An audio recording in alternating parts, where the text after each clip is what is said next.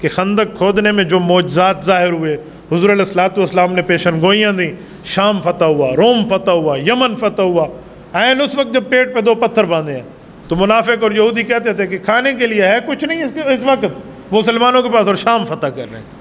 اس وقت شام جو تھا آج کے 6 ممالک شام تھے، فلسطین، مصر، یمن، دمشق، یہ تمام ہی علاقے شام کہلاتے تھے۔ تو کہا یہ شام فتح ہوگا، یہ لوگ کریں گے جن کے پاس یہاں کھانے کچھ نہیں ہے۔ روم فتح ہوگا، روم، واہ، روم جرمنی سے لے کر ترکی تک کا ایریا، کہ یہ روم فتح ہوگا۔ اچھا، انہی کے کہنے پہ یمن کے بصرہ کے محلات، یعنی وہ لوگ یوں کہتے تھے۔ اس پر میں انشاءاللہ پھر تبھی تفصیلی بات کروں گا کہ یہ کیا کیا معجزات تھے۔ بہرحال خندق کھود دی گئی اور اس کے بعد کفار کا لشکر آ کر بیٹھ گیا۔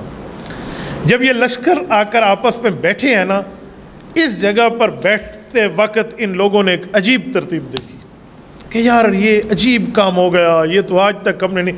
شروع میں تو ان نے اپنے پڑاؤ رکھ لیا، کبھی ادھر سے آئیں دوڑنے کے لیے تو دیکھیں اوپر پہرا ہے، ادھر دیکھیں پھر پہرا ہے، ادھر دیکھیں پھر معاملہ ہے۔ اچھا، 1 دن آرام کریں، سفر سے آئیں، 2 دن کر لیں، 3 دن کر لیں، 4 دن کر لیں، یہ آرام، یہ مشورہ، یہ سوچ، یہ بیچار، اس پر وقت گزرتا گیا اور گزرتا گیا۔ 1 ماہ تک محاصرہ چلا، 1 ماہ تک وہ گھیرا ڈال کر بیٹھ گئے۔ لیکن کیا کر دے، مسلمانوں نے تو اپنی پوری ترتیب پہلے سے طے کی ہوئی تھی اور خندق بھی کھود دی تھی، تو ان سے بن نہ سکا۔ ادھر سے پہرا جاری تھا صحابہ کرام کا، وہاں سے کوئی آنے کی ہمت کرتا تو اوپر سے تیر اندازوں کو اسے سامنا کرنا پڑتا، اور یا واپس ہوتا یا زندگی سے واپس ہوتا۔ تو ان کو کوئی معاملہ نہ بنا۔ اب کوئی کہہ رہا تھا اس دفعہ واپس جاؤ، کوئی کہہ رہا تھا چلو خندق خود بھرنا شروع کر دو، جی کیسے بھریں، یہ ساری مٹی ان نے اس طرف رکھی ہوئی ہے اپنی طرف، ہم اس طرف کر نہیں سکتے۔ یعنی جو مشورہ آتا اس کا جواب آتا، جو تدبیر آتی اس کا حل ہوتا، تو اس مشکل سے نکل نہ سکے۔ اس دوران ان کا ایک بہت بڑا کافر سورما، ایک بڑا نام ہے عمر بن عبد ود۔ جو عربی نہیں جانتے وہ اسے عبدود پڑھتے ہیں، عبدود نہیں ہے، عمر بن عبد ود، ود ایک بت ہے۔ اس کا 29ویں پارے سورۃ نوح میں نام بھی موجود ہے، ودم ولا سواع۔ تو ود ایک بت تھا، عبد ود، ود کا بندہ یعنی بت کا بندہ، نام اس کا عمر تھا۔ عمر لکھتے ہیں، عمر لکھ کے آگے واو ڈال دو، جس کو اردو والے عمرو پڑھتے ہیں نا، یہ عمرو نہیں ہے، یہ عامر ہے۔ تو یہ عمر بن عبد ود، یہ وہ بندہ تھا جو 1 2 4 5 10 100 بندوں سے لڑنا اپنی بے عزتی سمجھتا تھا۔ 100 200 یہ میرا مقابلہ، یعنی یوں اس کی حیثیت تھی، کم از کم 1000 بندہ تو اس کے بارے میں شہرت تھی کہ 1000 بندے سے اکیلا لڑتا ہے۔ 3 4 اس کے خادم اور ایک یہ، اس نے گھوڑے کو ایڑ لگائی اور خندق کے اندر آ گیا۔ اور اس کی بدقسمتی کہ یہ اس جگہ آیا جہاں حیدر کرار رضی اللہ عنہ تلوار سونتے کھڑے تھے۔ سیدنا علی المرتضیٰ کی تلوار کے بارے میں مشہور ہے نا کہ لا سیف الا ذوالفقار، کہ تلوار ہو تو ذوالفقار ہو، ولا فتح الا علی، اور جوان ہو تو علی جیسا ہو۔ حضرت علی المرتضیٰ نے اسے خبردار کیا کہ نہ، زندگی پیاری ہے تو نہ اپنی جگہ ٹھہر۔ یہ حضرت علی کو بھی جانتا تھا کہ کون ہے، حالانکہ حضرت علی المرتضیٰ اس کے مقابلے میں عمر میں بچے ہیں، عمر میں رتبے میں اور ایمان کی بات نہیں کر رہا، عمر کے لحاظ سے بہت بڑا آدمی تھا۔ اور حضرت علی اس کو بھی جانتے تھے کہ میں نے اس کو بچپن سے آج تک دیکھا ہے کہ اس کی کیا حیثیت، پھر بھی اس کو روکا، جیسے ہالٹ کہہ کر فوجی روکتے ہیں نا کہ وہیں پر آپ رک جائیں، لیکن یہ نہ روکا۔ جب تھوڑا قریب آنے لگا تو حضرت علی نے فرمایا دیکھ میں آخری بار کہہ رہا ہوں رک جاؤ۔ اس نے کہا بچے، یہ انداز ہے گفتگو اس کا، بچے میں تیرا خون نہیں پینا چاہتا، ہٹ جا۔ یہ دھمکی دیکھیں اور رعب اور تکبر دیکھیں۔ حضرت علی المرتضیٰ نے اسے جواب دیا کہ تو دشمن رسول ہے، میں چاہتا ہوں میں تیرا خون پی جاؤں، تو نہیں پینا چاہتا نا، میں چاہتا ہوں۔ خون پی جانے سے مراد اس کو مار دینا تھا، اس کو خون پینا تو نہیں تھا نا۔ تو اس نے پھر آگے آنے کی ہمت کی تو حضرت علی المرتضیٰ اس کے سامنے آ گئے۔ جب اس نے خندق پار کر لی نا، اب جرت دیکھیں، یہ پہلا کافر ہے جو خندق پار کر رہا ہے، حالانکہ اگلے ہفتوں سے بیٹھے ہوئے ہیں۔ جب یہ پار کر کے آئے تو حضرت علی المرتضیٰ نے اس پر وار کرنے کے لیے تلوار اٹھائی تو اس نے پہلے وار کی۔ حضرت علی نے ڈھال رکھی تو اس کا وار اتنا سخت تھا کہ ڈھال 2 ٹکڑے ہو گئے، ڈھال ٹوٹ گئی جس پر تلوار سے روکا جاتا ہے ڈھال کو، یہ لوہے کی ہوتی ہے ڈھال۔ اگر کسی نے ڈھال دیکھی ہو نا جو صحابہ کرام کے دور میں ڈھال تھی، تو شاید ہم میں 2 بندے مل کر اٹھائیں اس کو، 2 بندے، میں ایک کی نہیں کہہ رہا ہوں۔ میں نے تو اپنی آنکھوں سے توپکاپے میوزیم ترکی میں اس ڈھال کو دیکھا ہے نا کہ کتنے کلو کی اور اس کو کیسے اٹھایا جاتا ہے۔ تو حضرت علی المرتضیٰ کی وہ لوہے والی تلوار، وہ ڈھال ٹوٹی ہے تو اندازہ لگائیں اس کی طاقت اس کافر کی کتنی ہونی ہے۔ بہرحال جب ڈھال ٹوٹی تو یہ سنبھلنے لگا، تو اسی سنبھلنے میں حضرت علی المرتضیٰ نے اس پر وار کیا، اور وہ وار اس کے کندھے پہ لگا تو اس کی بدقسمتی کے گھوڑے سے پھسلا اور نیچے آیا، اور نیچے آیا تو حضرت علی المرتضیٰ نے اس کا کام تمام کیا۔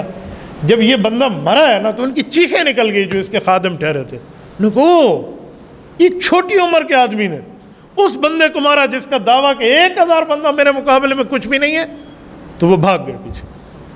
اچھا، اس کا گھوڑا، اس کی جنگی ساری وہ لباس اور سامان اور جنگی ٹوپیاں، یہ سب کچھ حضرت علی نے اپنے قبضے میں لیا، اور وہ وہاں سے دیکھ رہے ہیں، اور اس کو کھینچ کے ایک طرف لائے اور رسالت امام علیہ السلام کو یہ خوشخبری دی تو مسلمانوں نے نعرہ تکبیر بلند کیا۔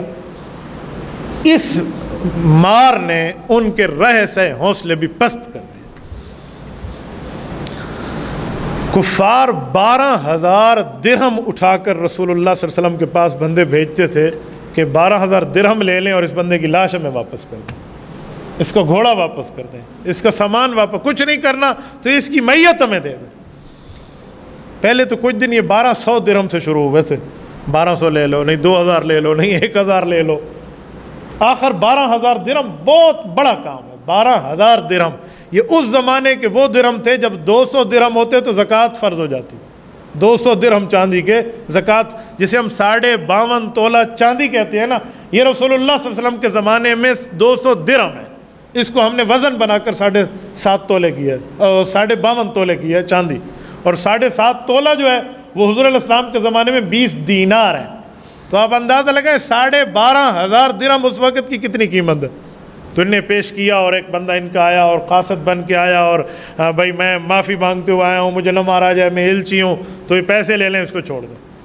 حضور پاک علیہ الصلوۃ والسلام نے اس آنے والے وفد کا تو بڑے اچھے طریقے سے استقبال فرمایا، اور اس کے بعد فرمایا کہ یہ بھی پلید ہے اور اس کی دیت بھی پلید ہے، یہ پیسے بھی لے جاؤ اور اس کی لاش بھی لے جاؤ، ہم نے کچھ نہیں کہا، جاؤ جا کر دکھاؤ ان کو کہ کسی اور کی جرت ہے اور کسی اور نے اپنا یہی حشر کرانا ہے، تو وہ بھی ذرا خندق پار کر کے آئے۔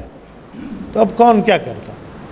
یہ خندق کا جنگ معاملہ ہے، اور یہ خندق کی جنگ میرے خیال میں یہ دسمبر اور جنوری کا مہینہ بنتا ہے، جتنی تاریخ پر میں نے حساب اس کا لگایا ہے نا، تو آپ اس سے اندازہ لگا لیں، اتنی ٹھنڈک کا زمانہ ہے، اور مدینہ منورہ کی ٹھنڈک بھی مشہور ہے، جیسے مکہ مکرمہ کی گرمی مشہور ہے نا، کسی کا دسمبر میں سفر ہوا ہو مدینہ طیبہ کا تو وہ سفر میں وہاں کی ٹھنڈک بھی جانتا ہے۔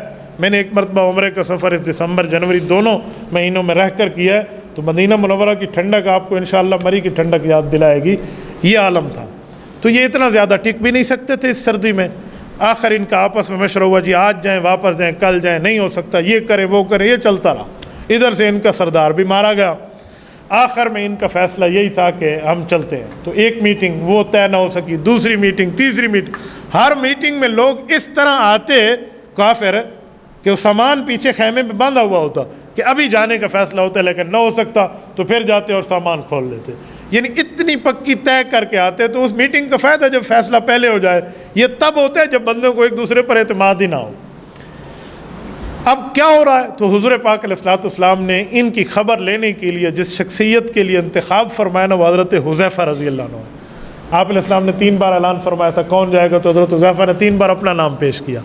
حضور علیہ السلام نے فرمایا جاؤ، لیکن کسی غافل کافر پر تلوار نہ اٹھانا، باقی جاؤ، کسی غافل پر نہ اٹھانا، ہاں جو تم پہ وار کرے تو اور بات ہے، لیکن تم جو وہاں جا رہے ہو تو یہ بات ذہن، کسی بچے پر، کسی بوڑھے پر، کسی عورت پر پوری ممانعت فرمائی اور بھیج دی۔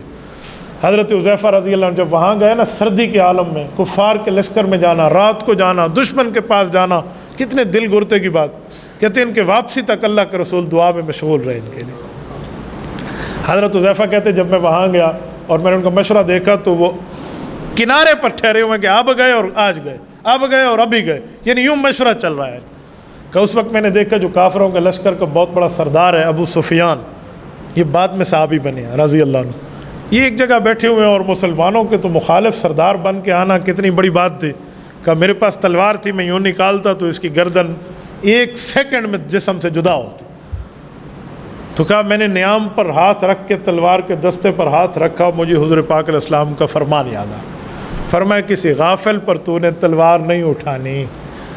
تو کہا میں نے جذبات کو اور حضور کی پالیسی کا موازنہ کیا تو اپنے جذبات کو حضور کی پالیسی کے تابع کر دیا۔ کہ نہیں جو رسالت امام علیہ السلام کی پالیسی ہے نا وہ اسی کا فیصلہ ہوگا، میرے جذبات اس پہ نہیں چلیں گے، کہا میں نے چھوڑ دیا۔ خبر لے کر جب واپس آیا تو حضور پاک علیہ السلام کو بتایا، آپ علیہ السلام خوش ہوئے کہ آپ نے میری بات مانی اور فرمایا ابھی جائیں گے انشاءاللہ۔ دیکھیں نا اللہ کے رسول نے منع کیا، پالیسی یہ بتائی، تو حضرت رسول اللہ صلی اللہ علیہ وسلم کی اس پالیسی کا صدقہ ابو سفیان رضی اللہ عنہ صحابی بنے، مسلمان ہوئے۔ اس وقت مارے جاتے تو کفر میں جاتے، لیکن اللہ کے رسول صلی اللہ علیہ وسلم کی پالیسی کے اوپر عمل کرنے کا کتنا بڑا ثواب۔ ایک کافر کو مارنا، ایک کو مارنا، ایک کافر کو مسلمان کرنا 70 کافروں کے مارنے سے بڑھ کے ہے۔ تو حضرت ابو سفیان یوں ایمان لائے بعد میں، لیکن یہ لشکر وہاں سے کیسے چلا؟ آپ علیہ الصلوۃ والسلام کی دعا جاری تھی اور ادھر سے ان پر آندھی اتنی شدید آئی، اور آندھی ایسے جیسے برفانی ٹھنڈک کی ہوا ہو، تو ان کو بھاگنے پہ مجبور کر دیا، اور یہ کفار وہیں سے پورے کا پورا یہ لشکر لے کر وہاں سے نکل گئے۔ اس دوران کہتے ہیں اس جنگوں کے دوران رسول اللہ صلی اللہ علیہ وسلم کی 3، بعض کہتے ہیں یعنی 4 نمازیں جہاد کی مشغولیت کی وجہ سے قضا ہو گئیں، نمازیں نہ پڑھی جا سکی اپنے وقت پر۔ حضور پاک علیہ الصلوۃ والسلام نے بعد میں ان کے لیے یہ دعا کی، ملا اللہ علیہم بیوتہم وقبورہم نارا، اللہ ان کے گھر اور ان کی قبروں کو آگ سے بھر دے، کما شغلونا عن صلاۃ الوسطی حتی غابت الشمس، انہوں نے ہمیں نمازوں سے روک دیا، ایک روایت میں نماز عصر سے روک دیا یہاں تک کہ سورج غروب ہو گیا، بعد میں قضا لوٹائی گئی۔ تو اس نماز کے قضا ہونے میں ایک فائدہ امت کے حق میں یہ آیا کہ امت کو نماز قضا لوٹانے کا طریقہ سکھا دیا گیا کہ اگر نماز قضا ہو جائے تو اس کو دوبارہ لوٹانے کی ترتیب کیا ہے، رسالت امام علیہ الصلوۃ والسلام کی یہ دعا۔ اور اس طرح حضور اقدس صلی اللہ علیہ وسلم ان کے لیے مسلسل دعا کرتے رہے، آخر یہ لوگ وہاں سے نکل کے واپس ہوئے ہیں۔